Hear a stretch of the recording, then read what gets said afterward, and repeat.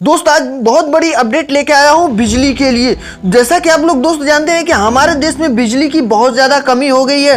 कैसे कमी है? कोयले की ना होने की वजह से हमारे देश में बिजली की कमी है। आज हमारे देश में कोयले का स्टॉक सिर्फ 4 दिन का रह गया है, जो कि 17 दिन का स्टॉक रहता था। तो आज 4 दिन का स्टॉक रह गया है। हमारे सीएम ने जब ये पत्र लिखा कि हमारे यहाँ कोयले की कमी है, तो हमारे मोदी जी ने बोला कि हम कभी कोयले की कमी नहीं होने देंगे। जैसे ही आयात होगा हम आपको कोयला बराबर देते रहेंगे और बिजली की कमी कभी नहीं होगी। तो दोस्त मैं आप लोगों से ये जानना चाहता हूँ, क्या आपके भी घर में 6 से 7 घंटे बिजली कटती है दोस्त? तो जरूर हमें कमेंट सेक्शन में जरूर बताइएगा।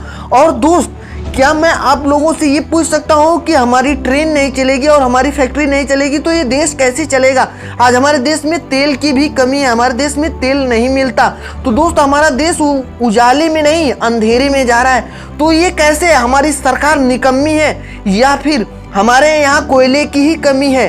तो दोस्त इस पे जरूर ध्यान दीजिएगा। और दोस्त अगर ऐसे ही अपडेट चाहिए तो मेरे चैनल को सब्सक्राइब कीजिए और सुनते रहिए NS ज्ञान।